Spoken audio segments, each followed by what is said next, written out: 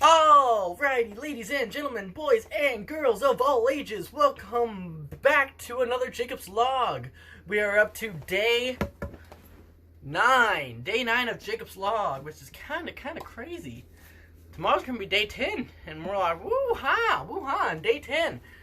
So, here we are. We are drinking some, oh, this is dusty, this is kind of dusty. Huh. Oh, we are drinking some peach tea today.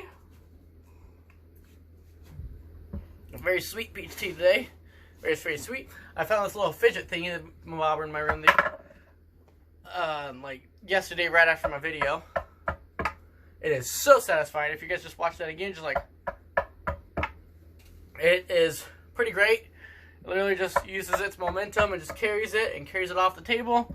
You can just keep it going. This table's actually slanted this way, so it will carry just a little bit better, and will actually curve a little bit for me.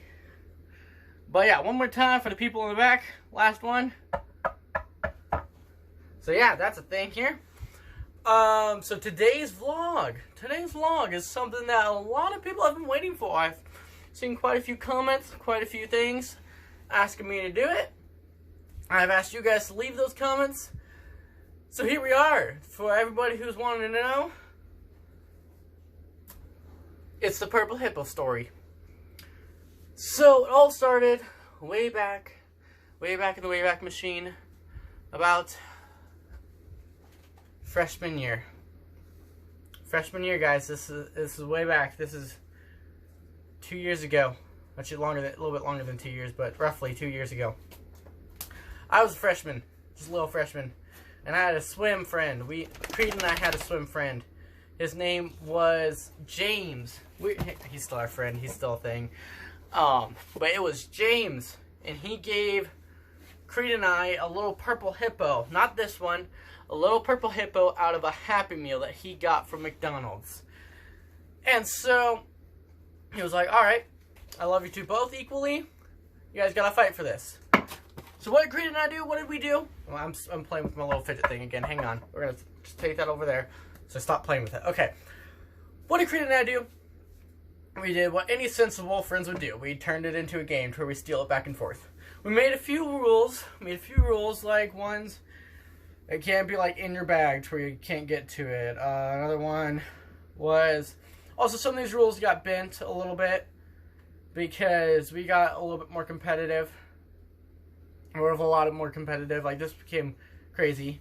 But yeah, the whole object of the game was to steal a hippo, and whoever had it by Christmas was going to be the owner of that hippo. So, that was the original rules, the original statements of this game.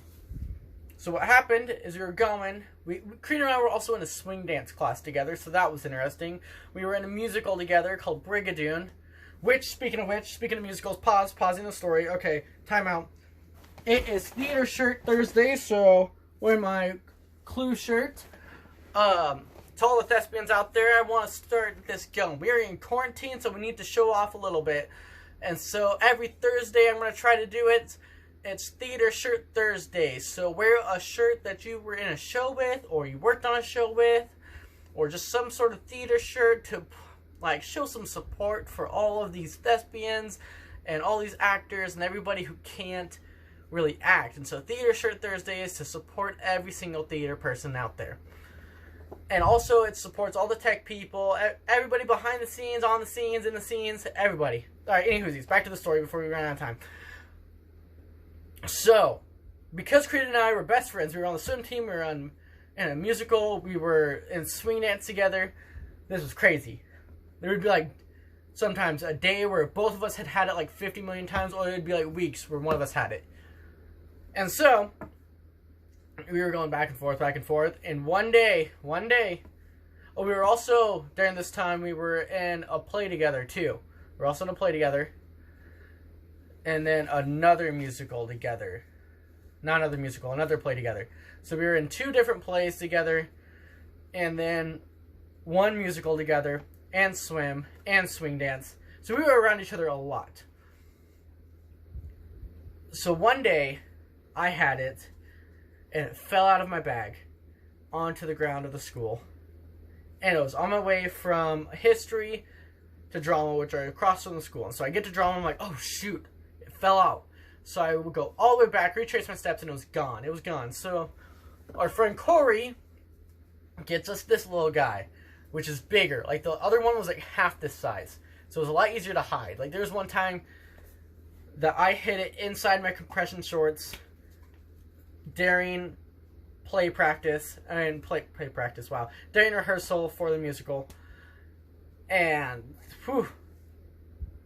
We hid this thing. There were so many different hiding spots that we hid this thing. I put it in a water bottle and slid it under bleachers one time during swing dance. Creed had it somewhere super high to where even when I found it, I had to climb to get it in the drama room. But yeah, so she gets us this one. And so we were going back and forth for a while. Finally, I was the owner of it for the summer. For part of the summer. And then Creed took it for part of the summer. Because he came to my house and stole it. And so then Creed went on vacation. So I couldn't like go to his house and steal it. And so then back to school. We got it back up and going. We got it back up and bumping and schlumping. And so Creed was in a musical during that time. I was in a play for Tanganyika. And so we were both pretty busy, but we still interacted with each other just through school and through everything. And so we still had to fight for this bad boy. We had to fight hard for this bad boy. And lastly came to winter break, and it was like the day right before winter break, it went down. Like, I don't know how many times we fought for this bad boy, but it went down. That was also a swing dance day, so it was crazy. Because so Creed and I were swing dance partners. So we constantly were like climbing all over each other and all that stuff. So we could easily, it was pretty hard to hide it on ourselves for that kind of point. Plus we were in swim, so there wasn't really a whole lot of boundaries. So yeah, this hippo has been through a lot.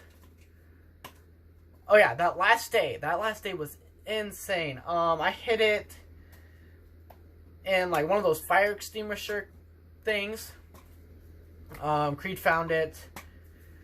Creed hid it in one of the announcement speakers that was like tilted up and stuffed it in there. I found it. I hid it in a light. Creed found it. Never hid it in my bag because that was a rule. We both never hid it in our bags. I gave it to someone, to our friend Chelsea. Then she stole it for a while. So Creed and I both had to team up and to get it from her because we're like, this isn't happening. That happened like before the last day, but she took it. We're like, nope, not gonna happen. And so we took it from her. Played rock, paper, scissors of who should take possession. I think Creed won that. Then, yeah, winter break came. And Creed got it. Creed had it for winter break. And so we were going. And every swim practice, he had to bring it. And then every single swim dinner, he had to bring it. So I was over there just hanging out. Just hanging out. And I went into his room. And I took it. Shoved it, I think, in my pants. No. Put it somewhere. Where did I put it? Oh, I put it in my D&D box. So, Dungeons and Dragons box. And I was able to take it home. This was like 5 days before Christmas. And I didn't let Creed over to my house once during that time. Because this thing was mine. I ended with that hippo. I survived. And so this hippo has went through so much. The other hippo went through a lot too, but it was smaller. But yeah, I think I actually just got something, so we're gonna wrap it up. So that's the purple hippo story. It was a challenge between my friend Creed and I. Alright, so we don't have a whole lot of time here, so howdy howdy who, good night, good evening, good afternoon, doodly doo. Have a great day. Thank you.